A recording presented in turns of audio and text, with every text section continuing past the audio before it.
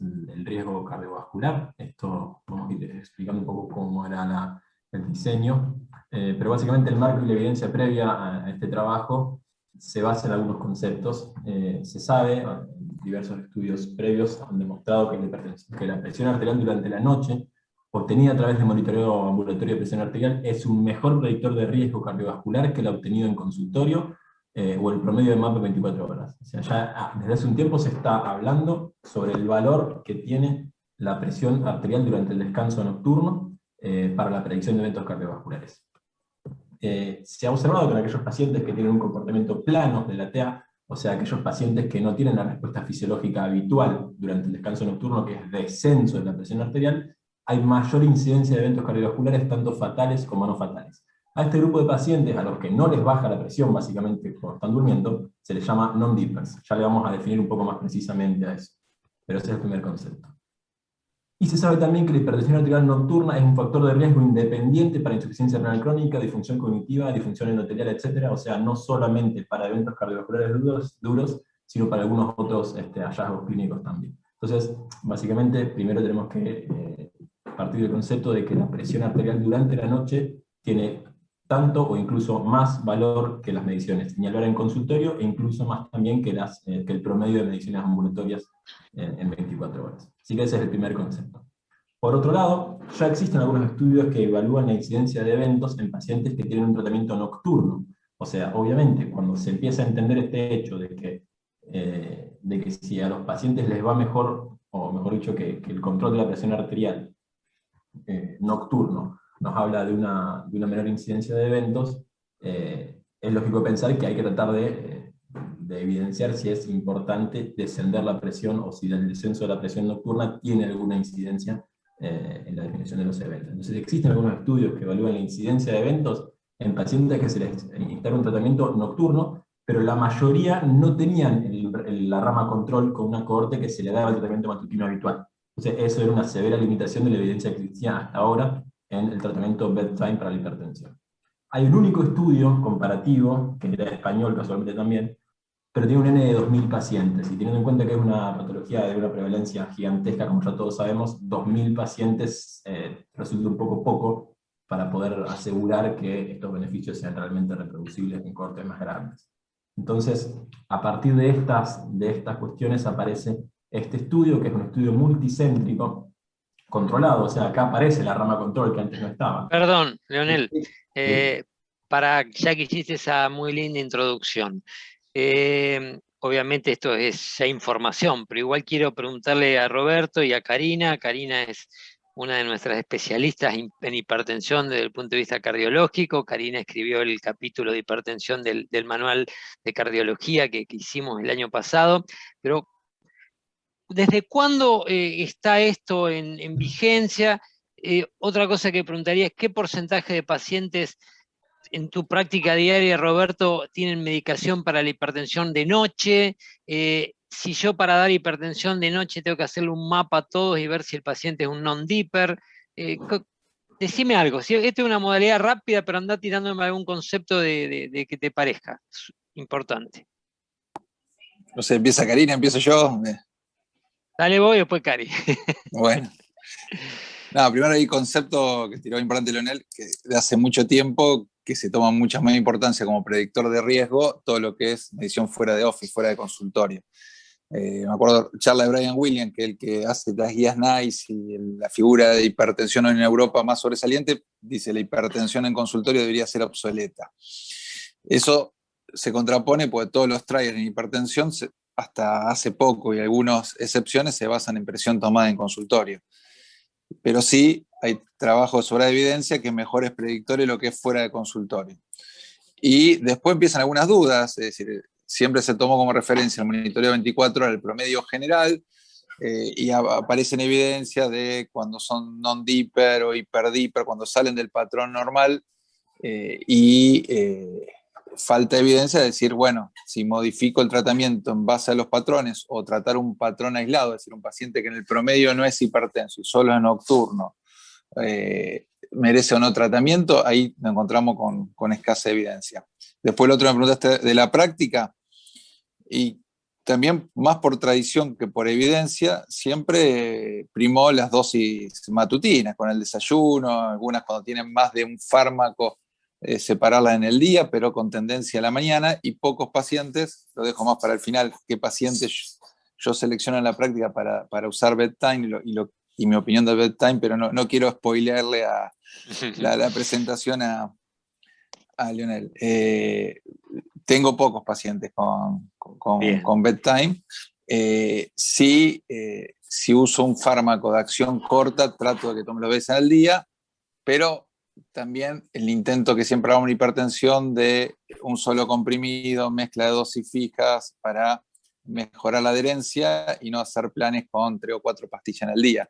Con lo cual, cuando están con un solo comprimido, la mayoría los tengo a la mañana. Bien.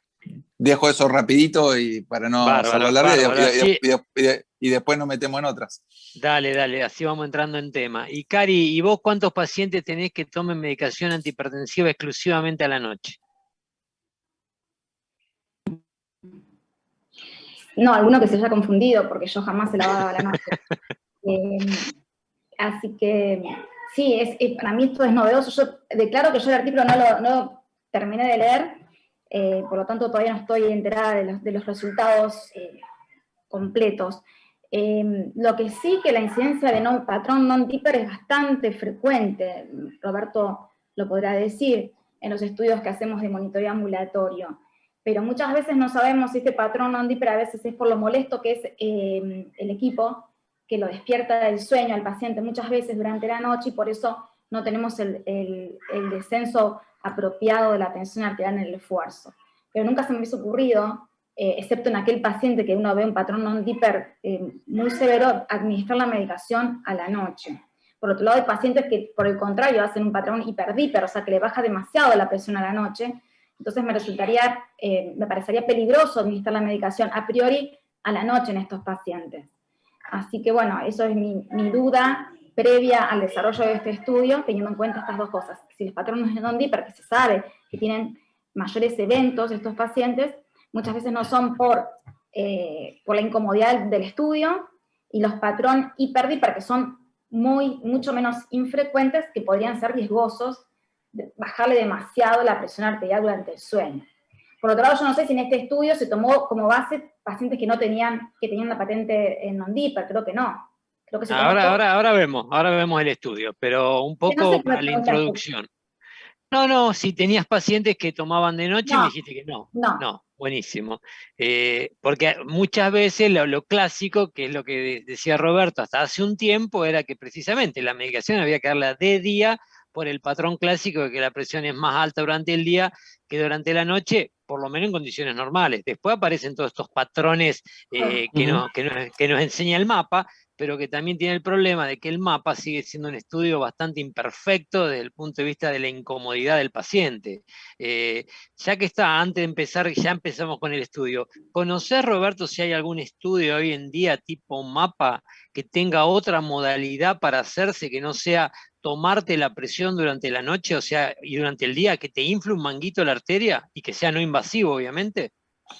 Bueno, no, el otro validado, el MDPA, el monitoreo domiciliario, semanal. El paciente se lleva un automático validado, se le enseña antes y se toma mínimo una semana, una toma a la mañana, otra toma vespertina, y saca los promedios. Es tan buen predictor, y algunos lo sostienen que hasta mejor que el mapa, y sí, en todas las encuestas pacientes es mejor tolerado, y hay una tendencia a usarse cada vez más el MDPA como monitoreo fuera de consultorio en lugar del mapa.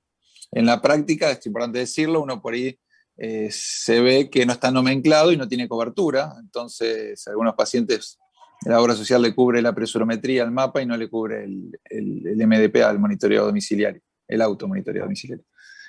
Yo lo uso también con menos frecuencia que el mapa, y lo que dijo Karina está bueno, porque yo también cuando veo un patrón non-dipper, lo primero le pregunto cómo descansó con el aparato, pues si estuvo toda la noche despierto, ya pierde validez un poco en predecir ese patrón.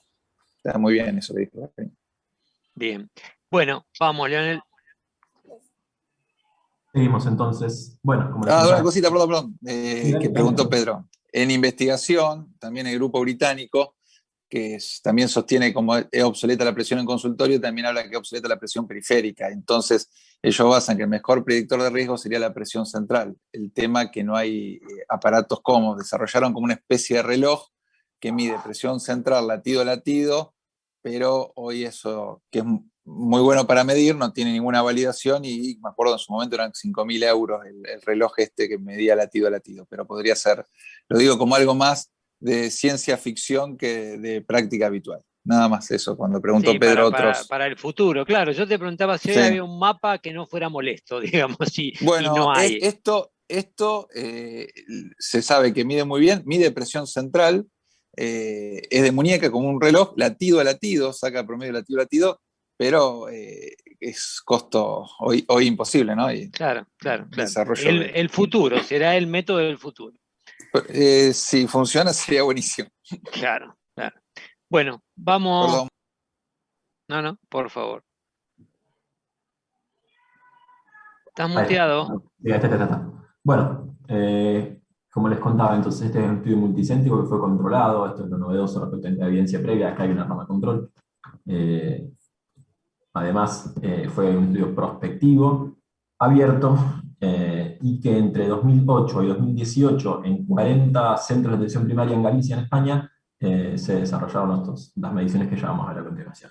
Les cuento también que este estudio se da en el contexto de un proyecto un poco más grande, que excedía a los objetivos específicos de este trial que vamos a ver hoy, pero tenía como objetivo, había empezado en 2008, o sea, ya tiene unos años en el comienzo del proyecto, tenía como objetivo establecer la superioridad del monitoreo ambulatorio, sobre la medicina aislada en consultorio. En 2008 este tema todavía estaba en discusión, una discusión que ya parece, por lo que veníamos charlando, ya estar zanjada. En ese momento estaba en discusión cuál de los dos modelos de monitoreo, sobre todo para evaluar respuesta terapéutica, era más efectivo, pero el trial que vamos a ver hoy empieza originalmente como un proyecto en centros de atención primaria, en los que a todos los pacientes hipertensos que asistieron a la consulta y en su seguimiento posterior, se les comparaba los monitoreos ambulatorios por 48 horas, no por 24, con las mediciones en la oficina, en el consultorio, perdón. Eso fue el puntapié inicial, esa pregunta fue el puntapié inicial que después termina derivando en esto que se encarga justamente de evaluar el mejor momento para dar el tratamiento farmacológico, pero había comenzado como otra cosa.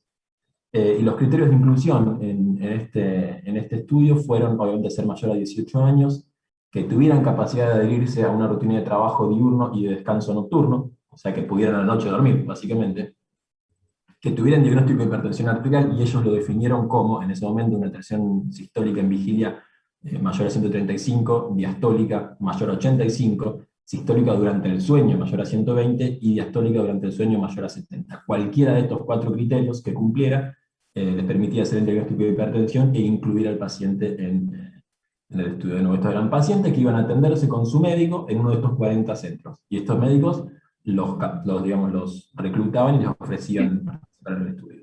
Perdón, te interrumpo un segundito, Sí. porque tengo una duda. Claro. ¿Tenía que tener todos estos criterios entonces? No, por ejemplo, no, la tensión del no. sueño, ¿tenía que ser mayor que eso? Porque eso es un criterio como que le da seguridad a esto. ¿O es el criterio de hipertensión que ellos elegían? Ellos eran el criterio que ellos elegían y tenían que cumplir uno. Con que cumpliera uno ya estaban fáciles. No necesariamente tenía que tener más de 120 durante el sueño de tensión arterial. No necesariamente, no. Lo que sí hacían, sí o sí, era corroborarlo con un mapa de 48 horas. O sea, un paciente que venía con un diagnóstico previo de hipertensión y se los intentaba enrolar en el estudio, primero tenían que corroborar esa hipertensión, y eso, de hecho, muchos pacientes con la carátula de hipertensos fueron finalmente eliminados del estudio porque no cumplían realmente. No lo era. Cuando lo fueron a evaluar, ¿no?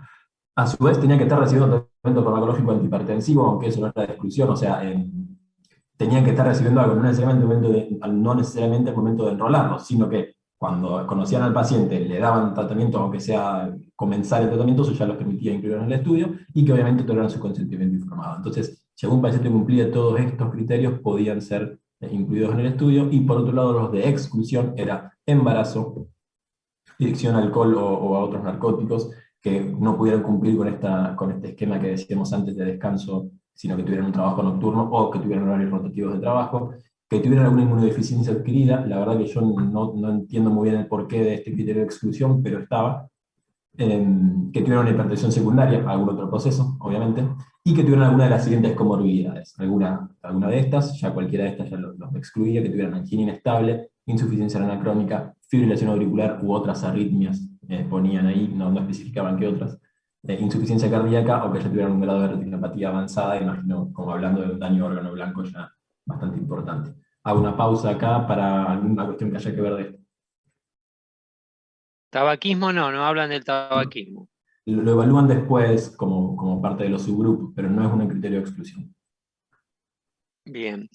Entonces, volver a los criterios de inclusión, porque no me termina de quedar claro. Cuando vos ponés esos criterios de inclusión como diagnóstico de HTA, porque por un lado decís que los pacientes ya eran hipertensos, porque estaban recibiendo un tratamiento.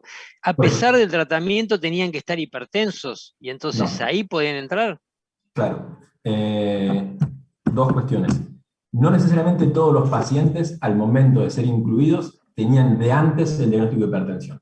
Había algunos pacientes que se les hacía un mapa por otro motivo, por ejemplo, porque eran diabéticos y le hacíamos un mapa, y ahí se los diagnosticaba y ahí entraban, por más que cuando se les hizo el mapa no tuvieran tratamiento farmacológico antihipertensivo, si en consecuencia de ese mapa se les instauró tratamiento, también podían entrar.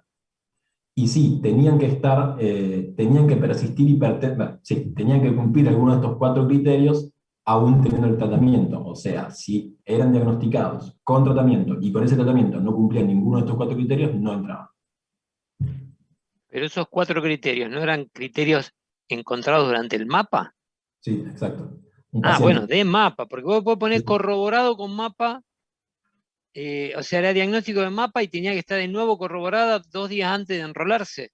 Sí, en realidad, si el diagnóstico había sido alcanzado a través de un mapa, con eso ya estaba. Pero si venía un paciente y dice, yo soy hipertenso, toma enalapril y amlodipina, eso no era digamos, un motivo para ser incluido. Tenían que sí o sí hacer un mapa y cumplir con uno de estos 4 para poder ser incluidos. Claro, si estaba medicado para hipertensión y bien controlado, no iba a entrar en este estudio. No entraba. Bien, listo. Esa Bien, es. ¿alguna duda, pregunta sobre los criterios de inclusión fundamentalmente? Bueno, dale. Bueno, seguimos entonces, esto ya lo charlamos. Hablando de la metodología, se los distribuyó en 2 grupos a todos estos pacientes en una razón de 1 en 1, entre los que se le daba la medicación según el esquema clásico, y ese esquema clásico quedaba a discreción del médico tratante. ¿Sí? Por ejemplo, si le daban el IECA cada 12 horas o se le daban una vez por día a la mañana, eso quedaba a discreción del médico, o los que tomaban la medicación bedtime. Y acá hay que hacer una aclaración. El grupo de medicación bedtime se le daba la dosis completa de antihipertensivos en una sola toma a la noche, sea el fármaco que sea, por ejemplo los IECA. Si un paciente en el grupo diurno tomaba 5 y 5 en el enalapril, en el grupo nocturno tomaría 10 a la noche. O sea, es una única toma de todos los fármacos y toda la dosis entera a la noche antes de irse a dormir. No había 2 tomas por día, era una sola. ¿Solo de día o solo de noche? No, solamente en el grupo de noche se daba todo. De noche, el de día podía ser mañana y... Exactamente, sí, bien, tal cual. Bien. Como les decía entonces, el grupo de bedtime consumía la dosis completa diaria previo al descanso nocturno, y después se fueron haciendo visitas de seguimiento, que durante cada visita, que fue por lo menos anual, en algunos pacientes fue más frecuente. ¿Y por qué explico esto? Porque algunos pacientes que no tenían el adecuado control de tensión arterial se los citaba más frecuentemente. Recordemos que esto es un seguimiento de pacientes con sus médicos de cabecera. Entonces, si el médico de cabecera consideraba que un paciente, por el motivo que sea, frecuentemente era por mal control, tenía que venir antes del año, se hacía un control más cercano del año, pero como mínimo una vez por año se lo tenían 3 registros de TA en el consultorio y se les colocaba en ese momento un mapa que se lo dejaban por 48 horas, y se tomaban además muestras de sangre y de orina para algunas determinaciones bioquímicas que vamos a ver después. Entonces, la frecuencia del seguimiento de cada uno de los pacientes es por lo menos una vez por año, y en algunos casos, según el médico tratante, lo pueden citar más temprano, según la situación clínica de cada uno de los pacientes, ¿no? Se les colocaba un mapa, se les medía la presión 3 veces en el consultorio, y se les sacaba sangre y una muestra de orina, que ya vamos a ver después para qué lo usaban. Entonces, esta es la metodología. Leonel, no lo dijiste, pero ¿quién sponsorió este estudio? Ahora te voy a leer exactamente el organismo que lo sponsorea, lo tengo acá.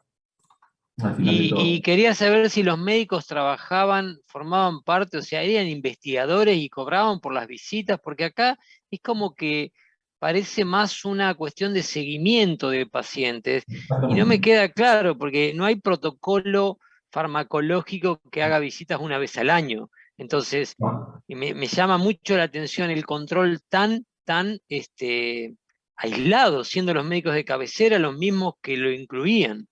Sí, esto, como les contaba al principio, estaba enmarcado dentro de un proyecto un poco más grande, que era el proyecto GIA, que estaba sponsoreado por el Ministerio de Ciencia e Innovación del Gobierno de España. Era en el centro incluso de atención primaria de la salud pública.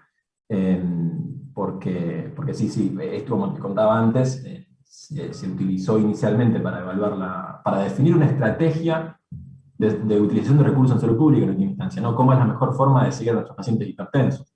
Entonces fue el Ministerio de Ciencia e Innovación del Gobierno de España el que sponsoró el estudio original, que esto es una rama de ese estudio original. Bien. Bueno, ahora que esto... Ahí está. Bien. Seguimos entonces con la metodología.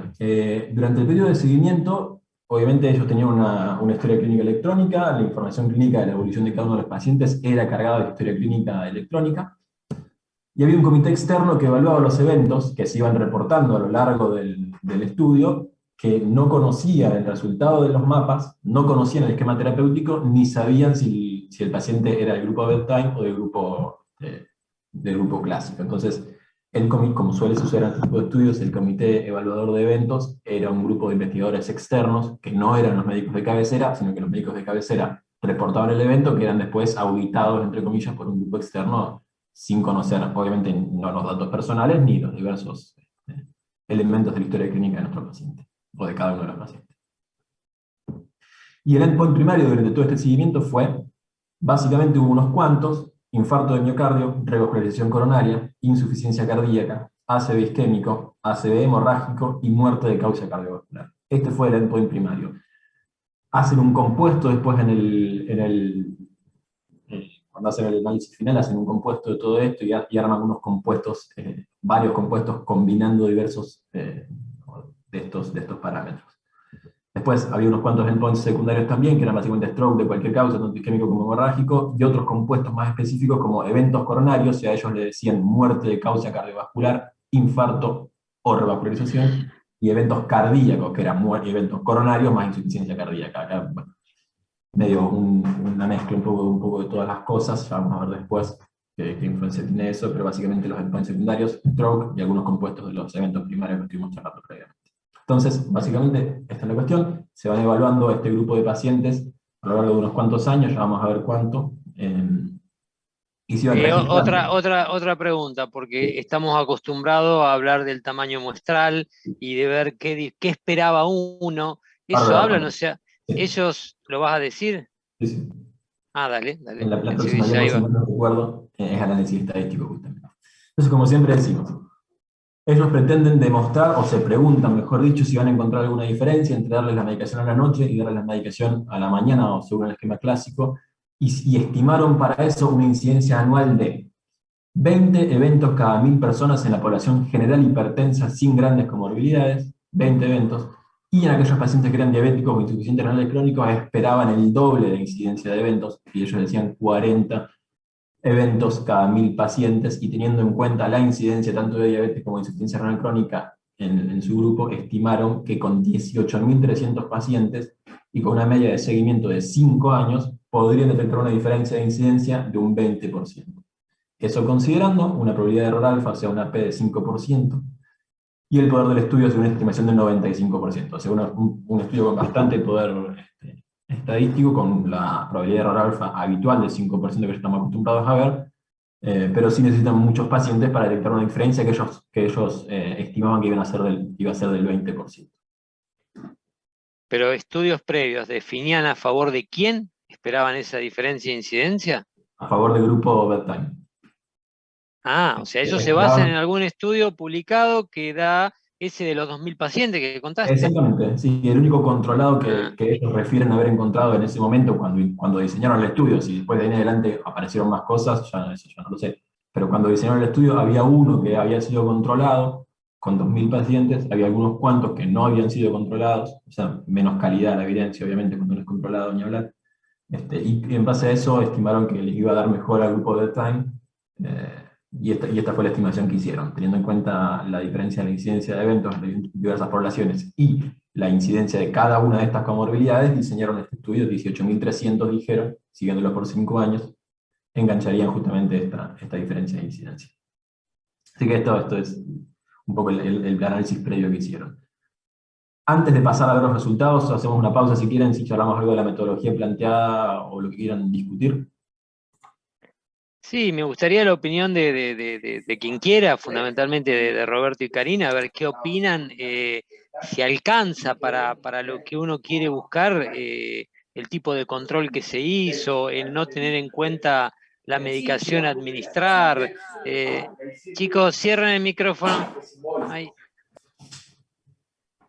O sea, hay un montón de variables que obviamente ante tanta cantidad de pacientes después se puede igualar, pero si no se analizó ni qué droga se daba, ni cuán controlada estaba la presión, o sea, alcanza, es lo que uno se preguntaría. Obviamente hay un montón de gente seria atrás de esto, pero ¿cuál es la sensación que tienen ustedes sobre la metodología? Bueno, ¿puedo, Pedro? Sí, dale, dale.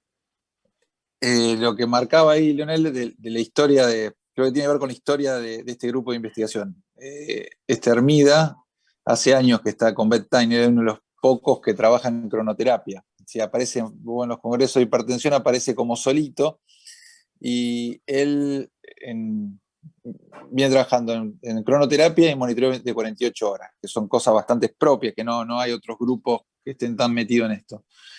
Y él venía publicando, yo un poco lo ninguneaban en los congresos, ¿lo viste? Porque presentaban trabajos lindos y nadie le daba demasiada importancia. Entre los italianos y los británicos copaban la parada. Y la crítica histórica de Hermida fue que su trabajo previo, el que soslayó Leonel, es que le dio que Bedtime lograba mejor control de presión y monitoreo de 48 horas. Y entonces las críticas eran que no era un endpoint muy fuerte, que no demostraba más que mejoraba el mapa, que el mapa de 48 horas no estaba ni validado, ni había una evidencia suficiente para hablar de predicción de que controlando la presión mejor con Bedtime, con lo que mostraba él, iba a lograr mejores resultados. Creo que ese fue lo que empujó a hacer este estudio, de decir, bueno, te demostré que baja más la presión o tienen más pacientes dentro de rango de objetivo de tratamiento. Y le decía, no era suficiente, entonces ahora demostrame que me bajas eventos. Por eso está, creo, tan circunscrito a no comparar fármacos ni nada, que él quiere comparar, ¿se la doy de la noche o se la doy de la mañana? Te comparé que baja mejor en 48 horas, no te alcanzó, bueno, te quiero demostrar que baja eventos.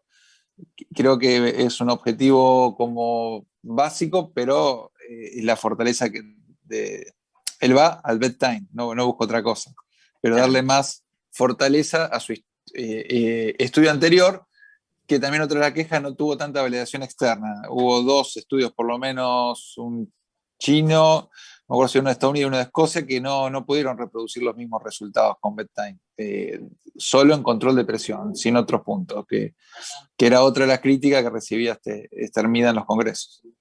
Pero bueno, el que más trabaja en cronoterapia. Y es lindo conocer esta historia, que es lo que le empujó a que el Ministerio de Sanidad de España y él apoyaran. Bien de Gallego esto. Sí, Gallego, porque hace un trabajo con 18.000 pacientes, bueno, más tiene todavía, y seguirlo a 5 o 10 años, hay que hacerlo. Sí, él viene históricamente trabajando, no sé si se acuerdan, un ex residente nuestro, estuvo acá Javier Montero, Karina se puede acordar, fue un poco de la época nuestra. Javier, teníamos un convenio con Vigo de la cátedra en una época, fue becado y él hizo su tesis postdoctoral con mapa de 48 horas con el grupo este. Pero le hacía mapa de 48 horas post ACV inmediato. Interesante, tampoco muy único, porque no hay evidencia en esto de meterle 48 horas un monitoreo de presión arterial.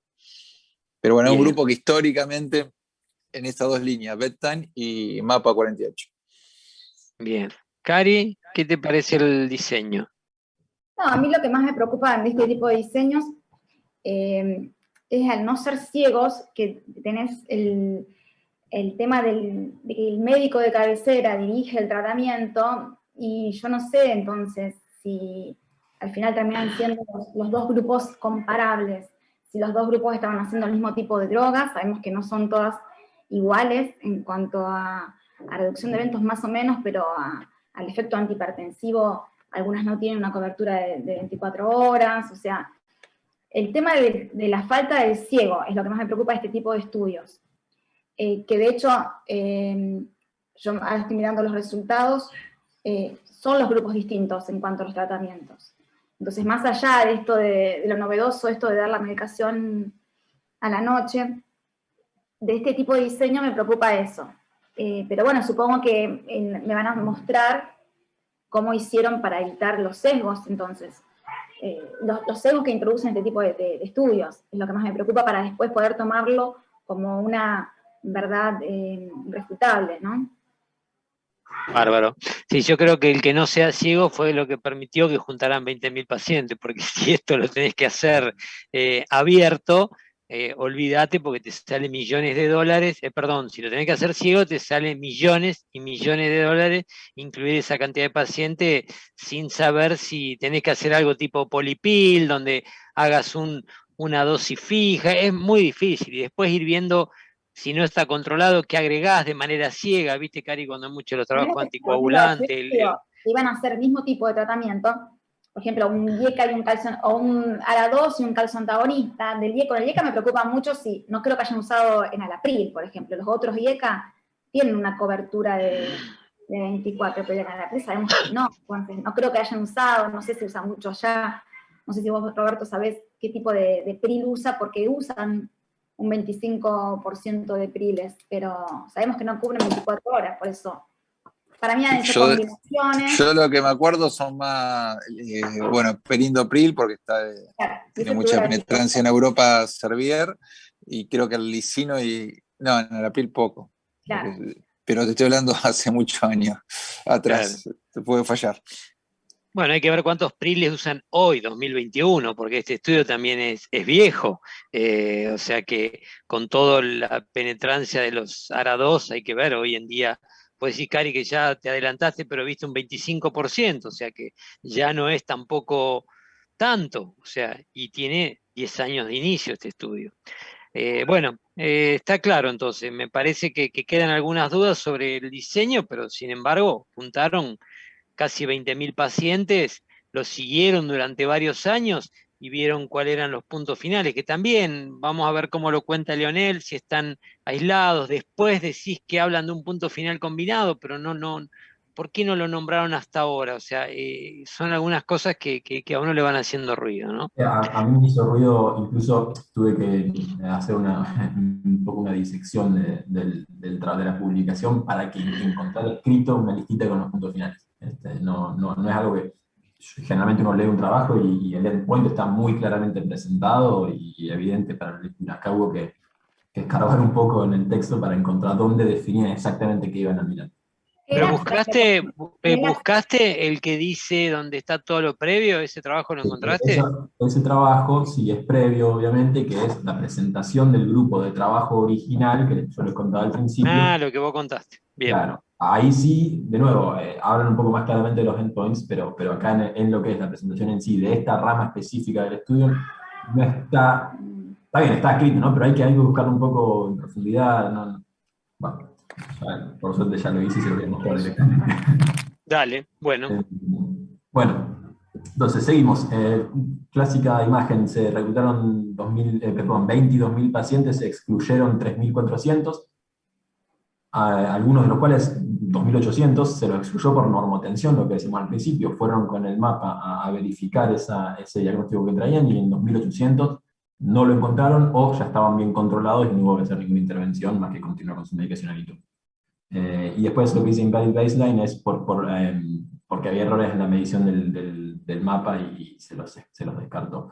Entonces finalmente se localizaron los dos grupos a 19.000 pacientes, 9.500 para el grupo cuando se despiertan y 9.500 también para el grupo bedtime, y se los se fueron excluyendo algunos también durante el estudio, algunos porque no podían, poquitos igual fueron perdiendo durante el seguimiento, 36 de un lado y 48 del otro, pero en fin, en última instancia terminan analizando por intención de tratar, recordemos que intención de tratar es, se asignan los resultados al grupo al que se los asignó inicialmente, independientemente de que haya habido algún crossover, que de todas maneras después no explican cuánto crossover tuvieron, así que ese dato no sirve tanto.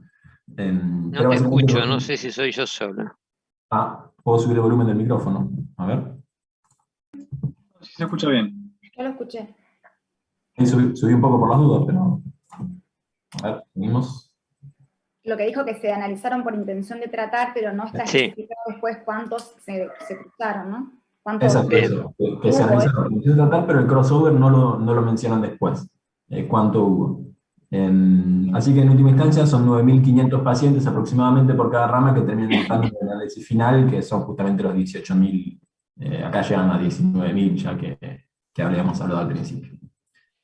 Vamos a empezar a ver las características poblacionales de estos dos grupos. Y acá tenemos dos tablas para ver. Esta es la baseline, o sea, estas son las características poblacionales de cada uno de los pacientes en el momento en que se incluyen en el estudio. Después vamos a ver las características para cuando ya pasaron esos 5 años, si estuvieron 5 años expuestos a la medicación a la noche o a la medicación a la mañana. Pero al momento del ingreso de cada uno de estos pacientes, estas son las características poblacionales. Una media de edad de 60 años, casi todo lo que vamos a ver acá son similares entre los grupos, el porcentaje de masculinos 55 versus 56, bueno, altura, peso, mucho por ahí me interesa, índice de masa corporal 29, todos tenían sobrepeso, perdón, todos no, el promedio le daba para sobrepeso. Y podemos ver diabéticos, por ejemplo, porcentaje de diabéticos igual entre los grupos 23, un poquito más de 23%, 15% de fumadores en ambos grupos, obesos, 43%, alta incidencia, enfermedad renal crónica, casi 30% en los dos grupos. Básicamente casi todos estos eran muy comparables los grupos, que tuvieran eventos cardiovasculares previos, 10% más o menos, que tuvieran un tratamiento previo de hipertensión, 57%, y esto viene con lo que decíamos antes, no necesariamente tenían que estar tratados cuando se los enroló, se los puede haber diagnosticado y enrolado. 57% ya tenían tratamiento previo, con una media de 8 años de tratamiento los que lo tenían. Respecto a algunos valores de laboratorio, glucosa, comparables entre los dos, voy a marcar algunos que son importantes: colesterol 53 versus 52.8, porque después los vamos a volver a visitar a esos valores. LDL, colesterol. No, pero ahí guarda que estás comparando el total sobre los que le daban a la mañana. Porque dijiste que había 3. Estaba señalando la otra columna, pero básicamente la comparación... No hay diferencia entre un... Listo. Exacto. Son los dos grupos, por lo menos ahora, bastante comparables. Seguimos acá, este es el mismo cuadro, lo que pasa es que lo separé porque no se llegaba a ver, sino lo que se refiere específicamente al control de la presión arterial. Y acá sí me quiero detener un ratito más. Recordemos que, volvemos, la columna del medio es lo que lo toman a la mañana y la columna de la derecha es lo que lo toman antes de acostarse, o sea, bedtime y a la mañana, ¿sí? Quiero mostrar algunos específicos valores que, si bien no tienen diferencias acá, son los que variaron después. Entonces quiero que los veamos ahora y que por ahí detengamos un par de segundos en estos. La presión sistólica durante el sueño, vamos a ver que empiezan siendo 123.3 versus 123.7, acá no hay diferencias.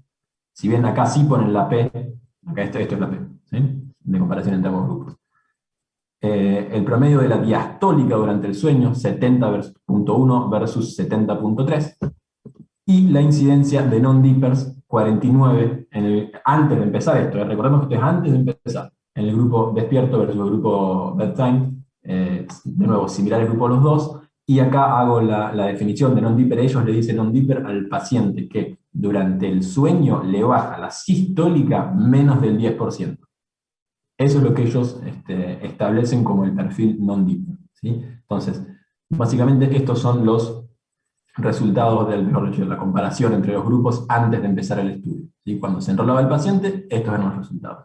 De nuevo, me quedo con la presión arterial, 123 en ambos grupos, la sistólica y la diastólica de 70 en el sueño, y non-dipper, básicamente 50% prácticamente en los dos grupos. O sea, una incidencia alta, no sé si es la incidencia que estamos acostumbrados a ver de non-dipper. Yo obviamente no tengo experiencia como para decir eso, pero por ahí Roberto, Karina, capaz si nos pueden contar si esto es lo que ellos están acostumbrados a ver, que la mitad de los pacientes sean non-dippers. A ver, ¿qué opinan? Sí, de informar estudios más que nada, más que de tener mis propios pacientes. El patrón non-diper es bastante frecuente y yo me animaría a decir que es más o menos la mitad. Lo que sí se dice también es que no es tan reproducible, es decir, que te puede dar un patrón non-diper y le haces el mapa al paciente en otra circunstancia y no te da el patrón non-diper, pero que es bastante frecuente verlo, es verdad. No me acuerdo en los trabajos epidemiológicos el valor exacto. A mí así de primer vistazo me suena alto, demasiado. Le voy a mandar mientras estaba acá, le voy a mandar un WhatsApp a Pepe Bo. Sí. ¿A quién le va a mandar? A Pepe Bogia, que es uruguayo, que el que tiene registro más grande, o está en un multicéntrico, pero bien multicéntrico, que abarca China, que tiene la base en un epidemiólogo belga, y él trabaja con él, y le voy a tirar mensajito a ver si me lo contesta a tiempo. Vamos a preguntarle qué porcentaje de non-diper tienen en el registro en mapas, de mapas. Bueno, vamos a probar si funciona la técnica. Dale. A mí, Cari, a mí me suena mucho. A mí también yo si te estoy hablando de mi paciente. Estoy consultando a Marigo, que acaba de llegar y que informa los mapas. Bien. No, pero vayamos a fuentes confiables, Karina, por favor. Bueno. Marigo dice 50%. De la población. No le dan de comer si no dice eso. No tus pacientes, la verdad que tus pacientes suelen estar hiperdiper, así que controlar el tema del ajuste del tratamiento. Bueno, vamos entonces. Bueno, seguimos. Entonces, estas son, como les contaba entonces, las características baseline, o sea, al momento del comienzo del estudio. Y esta es otro gráfico, pero fíjense, características finales. Esto es, volvemos a analizar todas estas variables, pero una vez ya habiendo estado expuesto, por lo menos 5 años en promedio, a la decisión terapéutica que haya sido, bueno, más que decisión, la randomización terapéutica que le haya tocado a cada uno de los pacientes. Y acá vamos a volver a analizar básicamente las mismas variables que ya vimos, pero esto es 5 años después de haber estado o tomando la medicación a la mañana o tomando la medicación a la noche. Y acá tenemos para comparar las dos tablas, ¿sí? Y acá directamente voy a ir ya solamente a marcar lo que los autores nombraron como importante. Y vamos a ver, por ejemplo, que hay en el grupo bedtime, hay una menor creatinina sérica, entre 1.16 va a 1.06, después podremos, de todo esto que digamos, de todos estos valores que comparemos, podremos discutir si es relevante o no una diferencia de 0.1 en la creatinina, pero marco los que los autores consideraron relevantes. Entonces, todos con P significativo, lo que voy a decir obviamente, si lo nombro, ¿no? Creatinina de 1.16 a 1.06, hablan también de una mejoría, lo que ellos dicen, una mejoría en el perfil lipídico, el HDL subió de 51.8 a 53, un cambio de 1.2, significativo, acá de nuevo lo que siempre decimos, es significativamente estadístico, pero es relevante que cambie 1.2 el HDL, bueno, se me ocurre que no, ¿no? LDL colesterol baja de 120 a 118, de nuevo el grupo que lo toman a la mañana versus el grupo que lo toman a la noche. Y lo que se refiere al control de la presión arterial, la dosis filtrada glomerular estimada por el cálculo habitual de 75 sube a 79, o sea que hay un cierto grado de mejoría en la función renal entre un grupo y otro. Y vamos a ver específicamente lo que habla de la presión. Sí, claro. A mí me parece que sí, que si bien parecen que no son relevantes desde el punto de vista clínico, pueden estar en relación con que también nos fijamos, no sé si ya analizaste los fármacos que estaban realizando, hay más diuréticos, más beta bloqueantes, que sabemos que tienen un perfil metabólico un poco menos favorable y que podría condicionar el perfil metabólico distinto. Lo que siempre, por ejemplo, me queda duda, no sé si analizaste ya porque estoy medio perdida, pero el número de medicamentos que hacían, no lo llego a entender. ¿Hacen uno o más? O sea, algunos hacen uno, algunos hacen dos, pero claro. Uno o más drogas, decían. Pero no entiendo la diferencia entre los grupos, en cuanto al número de fármacos para controlar la presión. El número de medicamentos que consumía cada uno de los grupos fue analizado, fíjense que acá lo pone. El promedio en el grupo de pacientes, esto insisto, después de los 5 años, si quieren podemos compararlo con antes de los 5 años, que estaría acá, ¿sí? ¿Dónde está? Bueno, no está en este No, no lo pusieron en esta tabla, directamente saltaron al final del tratamiento. Toman menos, en promedio, ¿no? Un promedio de menos cantidad de fármacos, porque en el grupo que lo tomaban al momento de la mañana, 1.8 fármacos tomaban en promedio. Y en el bedtime, 1.7. Eso, en la parte de la discusión, dan a entender que les permitió bajarle la cantidad de fármacos que usaron y como que toman eso como el subrogante que está mejor controlada la presión.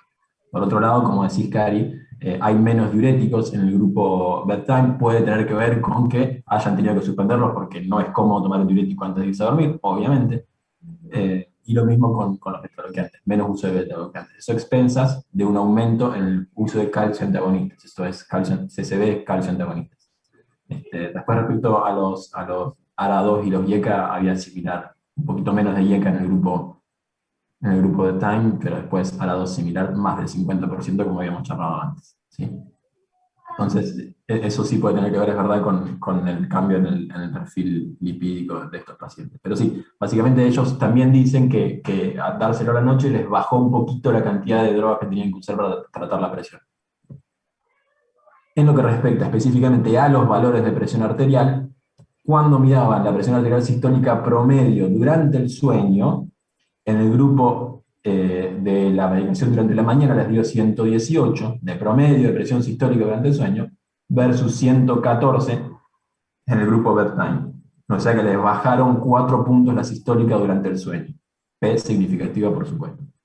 Y la presión diastólica les dio 66 en el grupo durante la mañana y 64 en el grupo durante el sueño, o sea que le bajaron 2 puntos a la diastólica o dándole el tratamiento a la noche.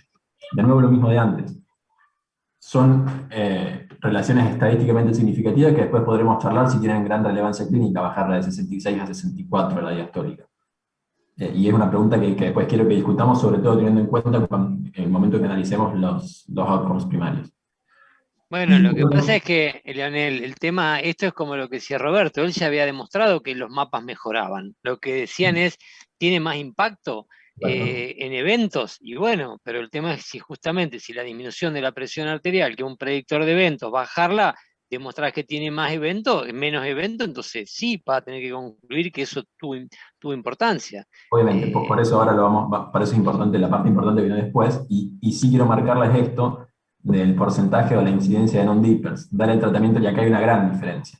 No solo estadísticamente significativa, sino que se nota claramente como decíamos antes, al comienzo del estudio el 50% eran non-dippers, que siguió siendo 50% en el grupo que se le daba la medicación a la noche, pero el grupo bedtime le bajó a 37% la incidencia de non-dippers. O sea que hubo una inversión en el perfil de la presión arterial mucho más notable en el grupo de pacientes que tomaban la medicación antes de irse a dormir. Y esto sí, obviamente, es algo de lo que se jactan bastante en el estudio, ¿no? que la incidencia de non-dippers bajó notablemente dándole la medicación antes de irse a dormir.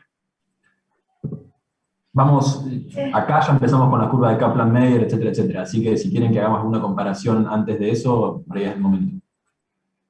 Yo me pregunto si los resultados van a ser distintos porque le dieron la medicación a la noche o porque usaron distintos fármacos.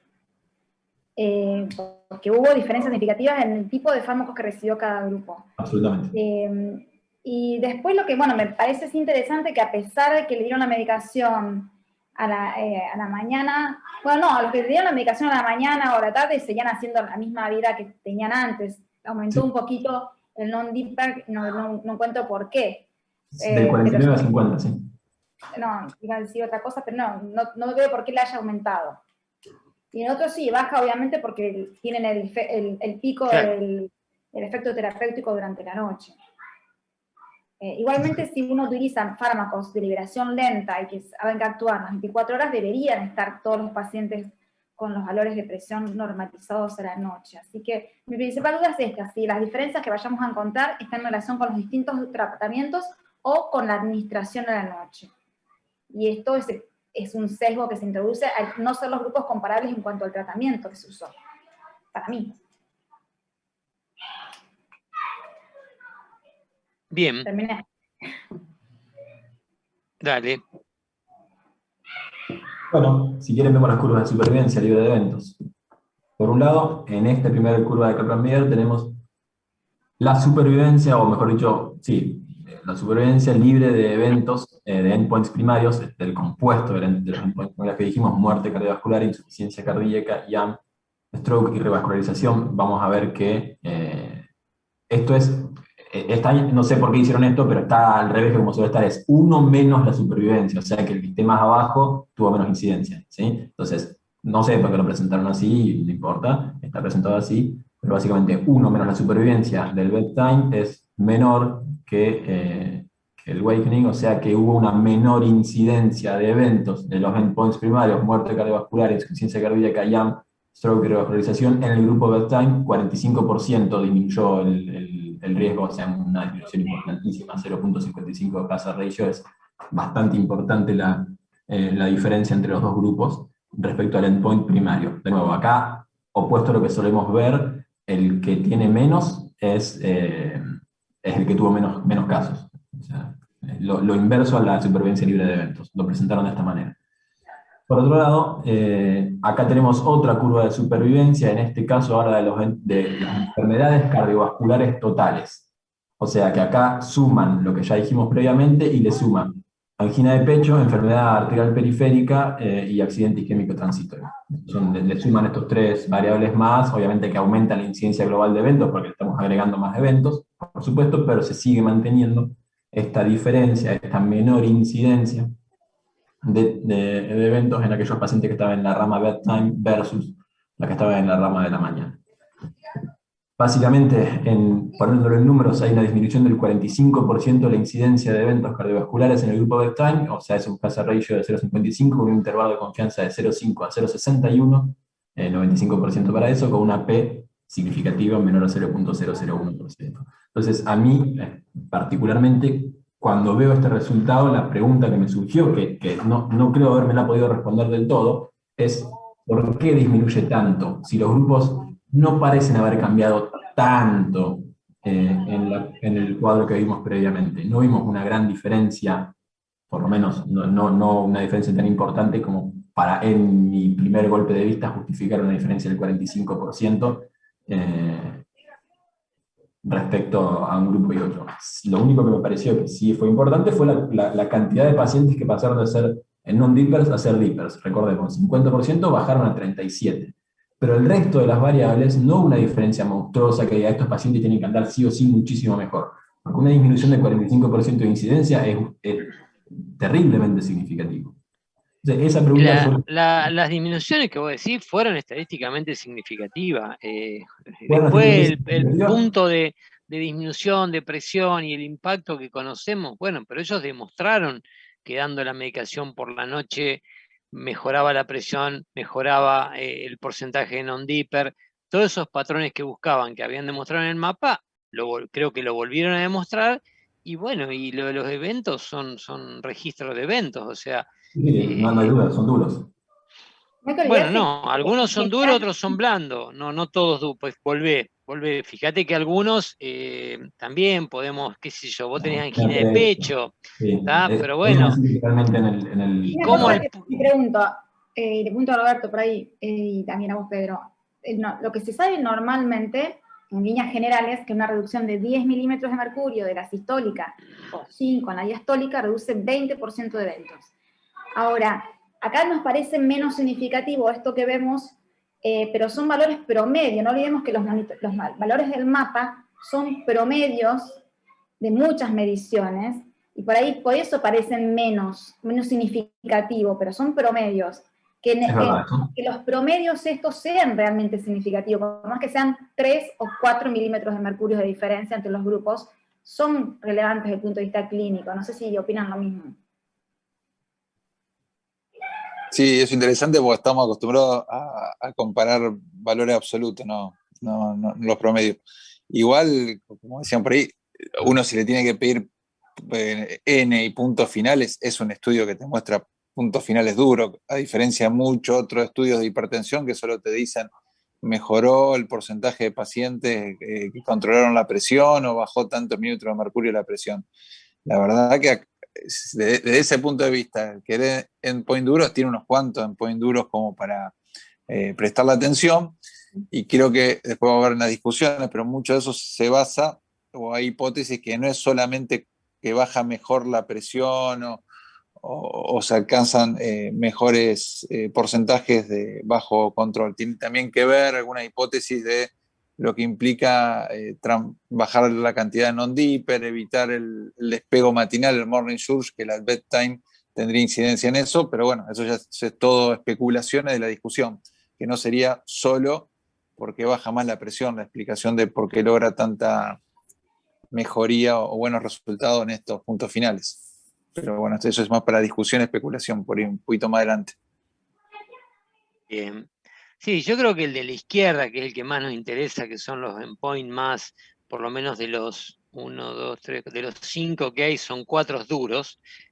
Saquemos la revascularización, porque los que revascularizaban sabían cómo tomaba la medicación, y ya empieza eso a ser un sesgo, pero después está infarto, está muerte cardiovascular, está insuficiencia cardíaca. Y la curva pareciera que empieza a separarse y se sigue separando. No sé si llegan a... No leí los valores, Leonel, de pacientes, pero pareciera, no sé si comparaste, ¿me explico? Pareciera que sigue abriéndose a medida que pasa el tiempo. Si lo siguiéramos siguiendo a los pacientes, justamente podríamos incluso notar una acentuación de esa diferencia, es posible. Pero pareciera sí, por lo menos hasta los 8 años. Después podría haber una cosa más amesetada en los 8 años, y fíjate que hay una subidita que hace ahí en los 10, que es muy parecida en las dos, pero bueno, no importa, pero son cosas para analizar. Vamos a seguir. Igual, defendiendo a Armida... No sé por qué lo tenés que defender tanto. Y porque él es como muy resistido, pareciera, ¿no? Como que... No, pues ya me cae bien, porque hacer un outsider, un freelance, este hombre anda solo ahí haciendo cosas. No, que me refiero mucho trabajo en hipertensión. Los endpoints son siempre subrogantes. Es decir, yo estoy cansado de ver desde el que solamente muestra mejoran los controles de presión, que vos decís, bueno, y tu endpoint llega hasta ahí, o lo otro, menos hipertrofia del ventrículo izquierdo, menos microalbuminuria. Esto está hablando de mortalidad, infarto, ACV, es decir, sería, si uno le quiere pedir un trabajo que demuestre, son endpoint duros. Después vamos a discutir, yo tengo cosas para discutir de trabajo, pero me parece como elección de endpoint y seguimiento y cantidad de años y paciente, está bueno, hay que darle un crédito, y por eso calculo que lo han elegido. Una cosita que quería agregar, pensando en cuando ellos pensaron en este estudio y en lo beneficioso de darlo a la noche, es esto que dijiste vos recién, del ascenso matinal de la presión arterial, que cuando uno toma la medicación a la mañana no lo cubre, porque la toma y la acción del medicamento la tiene unas horas después. Y quizás tomándolo a la noche, evitas ese ascenso que se relaciona con eventos coronarios, infarto, muerte y demás. Entonces, desde el punto de vista de la lógica, tendría lógica, no solo el descenso nocturno, sino evitar este ascenso matutino. Sí. A la noche. Yo creo que este estudio, más que cerrar o concluir, porque vamos a ver el final y uno dice, bueno, si me baso en este estudio, punto, mañana abro la puerta del consultorio y paso toda la noche. Yo creo que más eso sería cerrar. Esa conclusión, nos cerramos y punto. Creo que abre por lo menos a decir, che, parece interesante, una línea que hay que investigar más, hay que buscar validación externa, hay que buscarle explicaciones, está bueno desde ese punto de vista, porque algo que no se ha estudiado ni comparado tanto el momento del día que se toma la medicación, que estamos discutiendo esto, la cronoterapia. Bien. Dale, avanza entonces. Bien, seguimos entonces, perdón. Acá vamos a ver, desglosando los resultados específicamente, ya no en los compuestos, sino si vemos cada uno de los endpoints que se ven evaluados.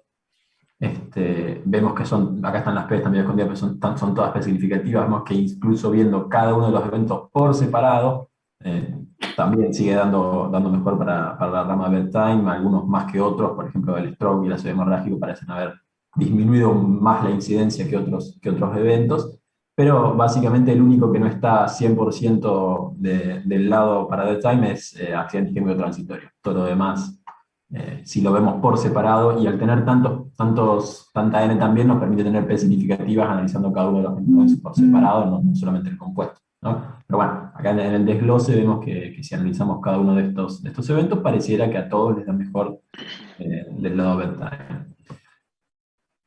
Y quisiera detener por dentro el análisis de los subgrupos. El análisis de subgrupos es una cuestión que nosotros siempre tomamos con pinzas, porque sabemos que el tamaño muestral está calculado para analizar justamente todas estas cuestiones en conjunto. Entonces, cuando uno analiza en subgrupos, sabe que está teniendo un menor N. Sabemos que, por ejemplo, los tabaquistas no eran 18.000, nosotros habíamos esperado 18.000 pacientes. Entonces, sabemos que tabaquistas teníamos 25%, por ejemplo. Entonces, acá en este caso habría 4.500 tabaquistas, no 18.000. Entonces, el análisis de subgrupos siempre fue algo que nosotros tomamos bastante con pinzas. De todas maneras, en el análisis de subgrupos también sigue dando que para básicamente todos los subgrupos analizados, y ellos ponen una P significativa en todos los subgrupos analizados, les daba mejor el bedtime que el matutino, digamos. Tanto, por ejemplo, para los fumadores como para los no fumadores, los que estaban con tratamiento. Obviamente que esto por ahí sería esperable, ¿no? Pero aquellos que no estaban con tratamiento previamente les fue mucho mejor, porque les empezaron a tratar una patología que antes no estaba tratada. Y quisiera detener un segundo justamente acá en el non-dipper, que incluso los pacientes en los que no lograron, después de 5.6 años de promedio, convertir de dipper a non-dipper, aún en esos pacientes les bajó la mortalidad. ¿Y por qué digo esto? La supervivencia libre de eventos. ¿Por qué digo esto? Porque a mí, cuando miré las tablas originales inicialmente, me había llamado la atención que el único grupo que tenía una diferencia muy importante era los que habían pasado de dipper a non-dipper, y aún manteniéndose en el non-dipper, seguían mostrando un mucho mejor resultado cuando estaba en el grupo bedtime que en el que estaban en la mañana. Entonces, ni siquiera fue, creo yo, demostrado que esta mejoría fue a expensas de haber pasado muchos pacientes al grupo dipper, porque incluso a los non-dipper también les fue mejor. Entonces, de nuevo, esto lo marco porque me resulta interesante, sigo sin encontrar, por lo menos a la primera leída, ¿sí?, alguna explicación muy evidente de por qué le fue tan mejor a los pacientes bedtime. Por lo menos no que estuviera analizada en este trabajo. Sí se puede hacer toda la especulación que decía Roberto de qué influencia puede tener el tratamiento, que evidentemente no está siendo medida acá, porque incluso el grupo que fue bien distinto, que fue de pasar de non-dipper a dipper, aún siguiendo siendo non-dipper, le fue mejor también. Yo hace mucho que no veo una diapositiva de análisis subgrupo que todos los subgrupos caigan de un solo lado. La verdad, hace mucho que no veo una cosa así. Todo es el efecto mágico de dar la pastilla a la noche, como dice Roberto. Exactamente, a mí me surge la misma duda. Qué bárbaro. Bueno, avancemos para ver qué concluyen ellos, sobre todo, y qué opinamos nosotros. Acá está lo que llaman el take home, lo que ellos resaltan como más importante, que básicamente es un resumen de lo que ya estuvimos charlando, eventos totales, eventos cardiovasculares y outcome cardiovascular, desglosándolo en los eventos más importantes, básicamente lo que ya estuvimos diciendo, le fue todo mejor en el bedtime. Algunos aspectos de interés que los autores marcan y algunos que fui buscando yo también. Básicamente, repetir esta primera conclusión, la disminución del 45% en la incidencia de eventos cardiovasculares en el grupo bedtime, menor prevalencia de non-dippers en el grupo bedtime, o sea, dándoles la medicación a la noche, le bajaron la cantidad o la incidencia, justamente, la prevalencia de non-dippers, una discreta mejoría en la función renal, la disminución del LDL y aumento de HDL, como ya dijimos, también en la creatinina, como habíamos visto.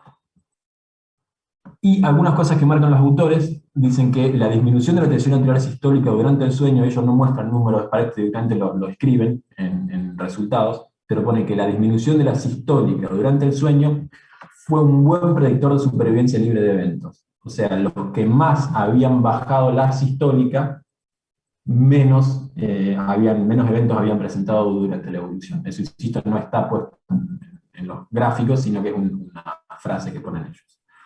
Y me pregunto, y posiblemente sí, si se valida el concepto de mayor incidencia de eventos en los non-dippers, o sea, ya esto viene como consecuencia de lo que charlábamos antes. O sea, la única diferencia muy, muy importante que hubo fue en la conversión de los dippers perdón, de los non-dippers a los dippers. Entonces, me pregunto si esto puede significar que, bueno, evidentemente puede ser un objetivo, ¿no? Puede ser un objetivo terapéutico nuestro para plantearnos en el tratamiento de nuestros pacientes hipertensos, tratar de evitar las hipertensiones nocturnas. ¿Este trabajo apoya eso o no lo apoya? Primero pensé que sí, pero después viendo que a los non-dippers también les fue mejor, me queda la duda si con este trabajo alcanza para decir que a los non-dippers, que pasarlos a dippers justamente les va a mejorar, porque les fue mejor a todos. Entonces, no sé si esto le echa más leña al fuego, digamos, el hecho de pasar al intentar pasar al paciente de grupo, ¿no? Bien. Bueno. ¿Qué más? Después, respecto a la seguridad y la adherencia de los pacientes durante el tratamiento, una cuestión que había planteado Karina al principio, no detectaron un aumento significativo de hipotensiones nocturnas en el mapa. De hecho, no hubo incidencia en ninguno de los dos grupos, 0,3%, y no hubo diferencias entre los grupos, o sea, no se detectaron grandes eventos hipotensivos nocturnos, y no hubo diferencias entre los grupos. Y bueno, como les decíamos antes, esto me parece que quedó de otra diapo. Así que como conclusiones, los autores plantean que la administración de tratamiento antihipertensivo bedtime disminuyó en forma significativa la incidencia de efectos adversos cardiovasculares sin sacrificar seguridad ni adherencia. Y la conversión del perfil non-dipper a dipper, dicen ellos, podría ser un objetivo terapéutico validado para la reducción de eventos cardiovasculares en el tratamiento de hipertensión. Abro acá la discusión, obviamente, para el que quiera participar. Bien, bueno, excelente. Para nosotros, por lo menos, Roberto, fue un hallazgo este trabajo. Es lo que hablamos con Karina cuando se lo mostré y le dije que me parecía interesante discutirlo. Ya veo que vos tenías un poco más de conocimiento sobre el tema. No sé si conocías el trabajo y si lo habías leído y discutido, pero ¿qué te parece? ¿Qué conclusión? Contanos un poco lo que venías diciendo. Sí, bueno, cuando Leonel me dijo, te invitamos a un trabajo, le dije, el Hermida, lo conocía porque poco, como le dije, el que más insiste en el tema. Sí, es un trabajo que por lo menos te moviliza en el sentido de que lo que antes se le criticaba, que él demostraba que tenía menos nose-dipping y tenía mejor control de presión en mapa de 48, bueno, le decían todo, por eso no está validado y no me demostrás nada duro. En este, el tipo por lo menos demuestra puntos finales duros, con un diseño con algunas críticas, pero su objetivo primordial es tratar de ver. Yo creo que esto abre una luz para seguir investigando, nada más. Es cierto que también toda la tradición de dar la medicación en la mañana se basa en costumbre, no en ningún estudio que haya comparado distintos momentos del día. Esta cuestión del patrón circadiano de presión, del despegue matinal, que es donde ustedes saben que la mayoría de los eventos vasculares cerebrales ocurren en ese momento, podría tener alguna explicación. A mí cuando veo un trabajo que da tan contundente, siempre me genera un poco de sospecha, ¿no? Decían, con el limón es grande, empezamos a sospechar. Creo que hay que primero reproducirlo en otros centros y bueno, y también yo la verdad no es un trabajo que lo tomo como único para cambiar conducta y mañana en consultorio pasarlo toda la noche. Creo que lo que advirtió Karina al principio tiene mucha lógica. Esto puede caer en el defecto de meter a todos los pacientes hipertensos en la misma bolsa y no tratar de separarlos. Nosotros en consultorio no vemos a cohortes de hipertensos, vemos a un señor o señor hipertenso que tiene ciertas características. Si yo tengo un paciente anciano con vasos rígidos, trastornos del flujo y que hace cada tanto hipotensiones, me da cierto temor darle la medicación a la noche sabiendo la chance de hipoflujo y daños que puede ocasionar. Si sirve de algo, yo cuento en los pocos pacientes que puedo llegar a usar a la noche. Un escenario sería los que tienen síndrome de apnea y hipopnea obstructiva del sueño, que sabemos que son non-dipper y a veces riser, es decir, que aún tienen más presión nocturna que de día. Esos son por ahí un candidato para darle alguna medicación a la noche. Los otros, los hipertensos secundarios, que sabes que no guardan ningún patrón circadiano, sino que están hipertensos básicamente todo el día. No digo todo nocturno, pero distribuirle alguna dosis a la noche. Renales crónicos pasa lo mismo. En estos trabajos tienen una alta incidencia de renales crónicos, con lo cual eso puede tironear resultados a favor. Y en hipertenso refractario también podría ser otro candidato. En esos pacientes a veces uso dosis nocturna. Este trabajo, que es relativamente nuevo, creo que hace abrir los ojos, es decir, me gustaría tener más estudio en esta línea, ver comentarios, críticas, porque me parece muy bien seleccionado, es muy interesante, muy bien analizado desde el punto de vista metodológico por Leonel, un trialista, no lo hace tan bien, la verdad que excelente. Y después, bueno, agrego, me contestó el uruguayo acá. Sí, a ver, En el registro mundial ellos tienen 50.3 normal, Diper extremo, es decir, el que baja más del 20%, la presión promedio de la noche, el 20.3, el non-Diper de ellos, es decir, el que no llega, baja, pero no llega al 10, el 23,5%, te digo. Y el reverso, el riser o el invertido, 5,9%. Es decir, que el patrón normal perfecto, la mitad. Pero bueno, después tienen y un 20, cuarto non-dipper. Un cuarto, un 25% casi non-dipper. Non-dipper, como lo conocemos nosotros. Igual él hace la crítica, dice que a él no le gusta lo que usa Hermida, dice que es un ingeniero, se lo critica, porque ellos dicen que es mejor predictor el hipertenso nocturno más que el non-dipper. Acuérdense que en el non-dipper también hay gente que tiene presión nocturna normal. Es decir, ¿me siguen? Sí. Que cuando uno dice o un dipper, dice este dipper baja, pero lo que según ellos lo que le interesa en un monitoreo, si tiene o no hipertensión nocturna en el sueño. Está por encima de los promedios de la hipertensión sin darle tanta jerarquía a cuánto baja con respecto al día. Por eso lo vemos, hay pacientes que con respecto al día bajan o bajan mucho, pero tienen presión nocturna normal, y otros que sí, está bien, baja al 10%, es decir, cumple el patrón de hiper, pero sigue siendo hipertensión nocturna porque está tanto muy alta de día, baja de noche, pero no alcanza a hacer normotensión nocturna.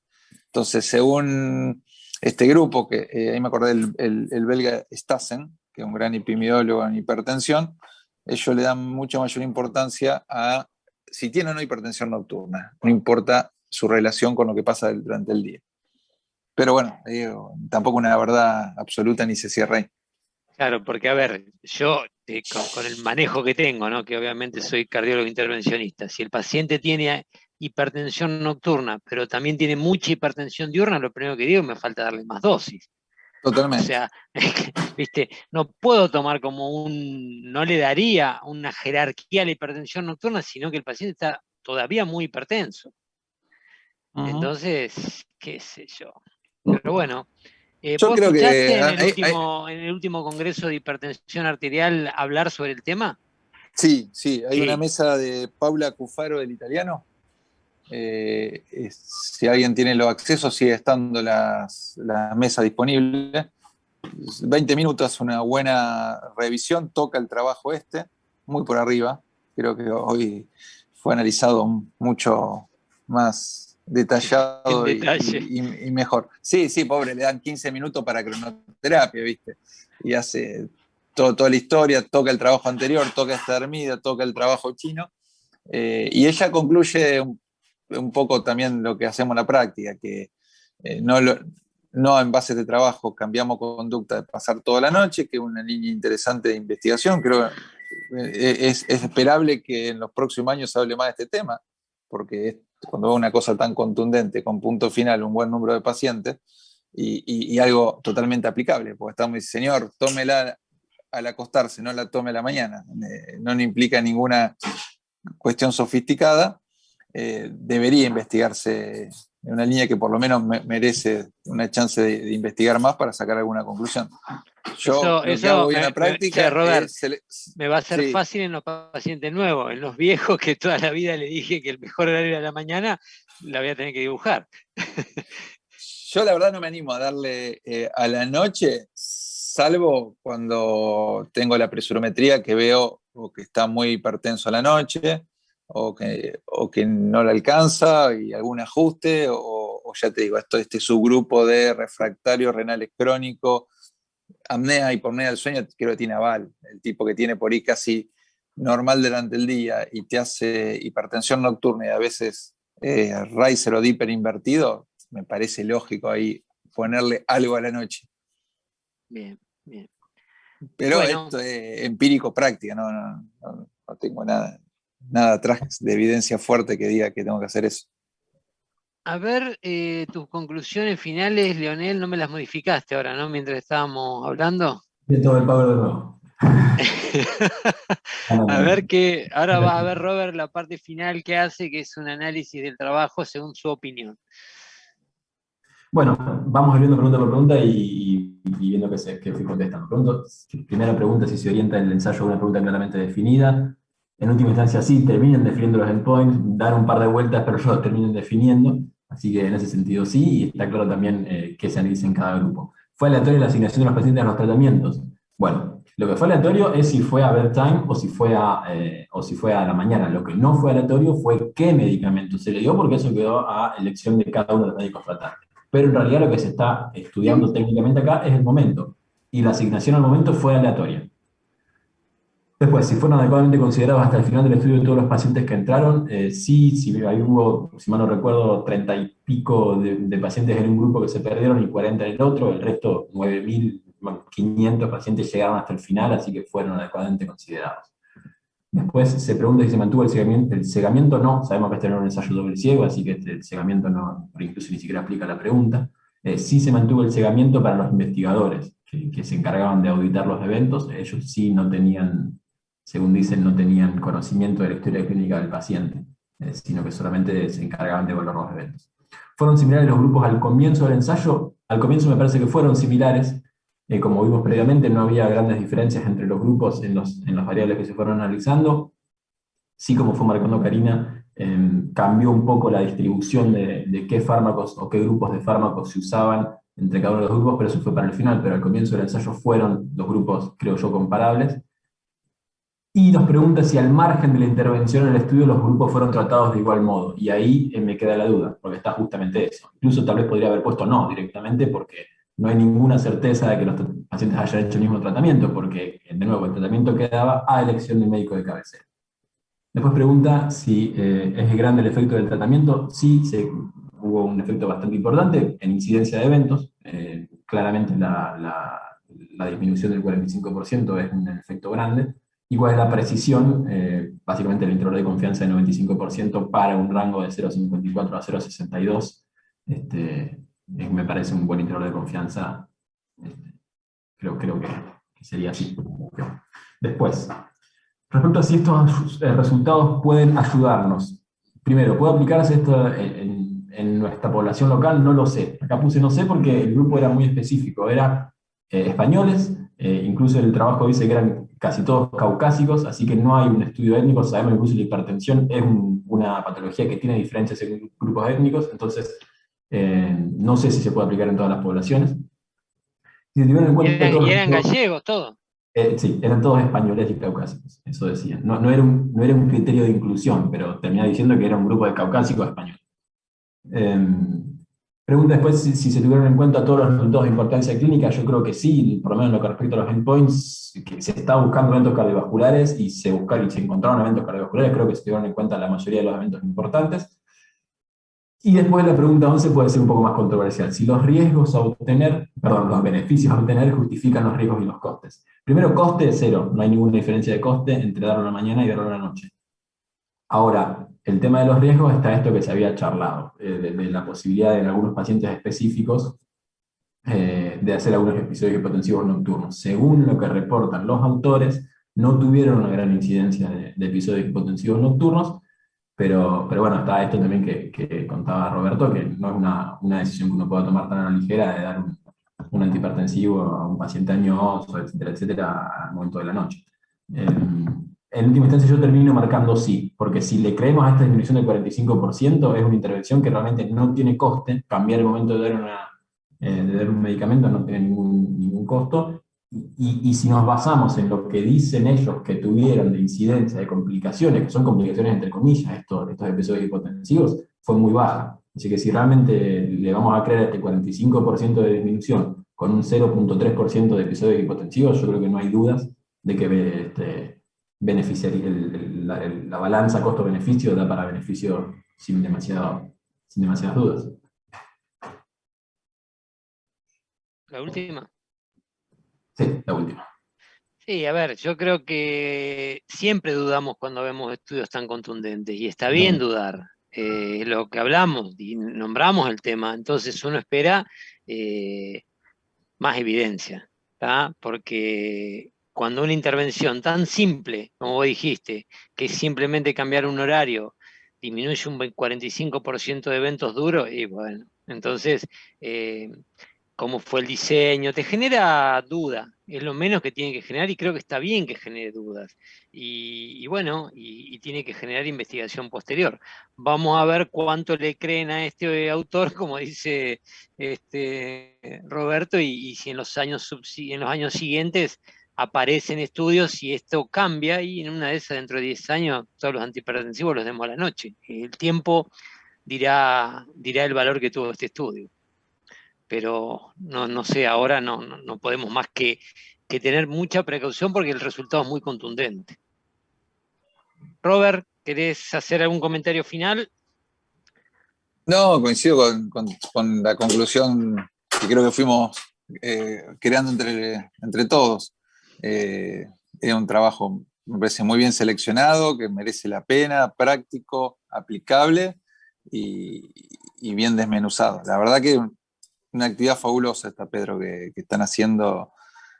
Pensaba cuando yo era residente cómo me hubiese gustado tener este análisis crítico de la literatura. Lo felicito. La verdad que increíble. Bueno, gracias Robert. Cari, ¿algún comentario final?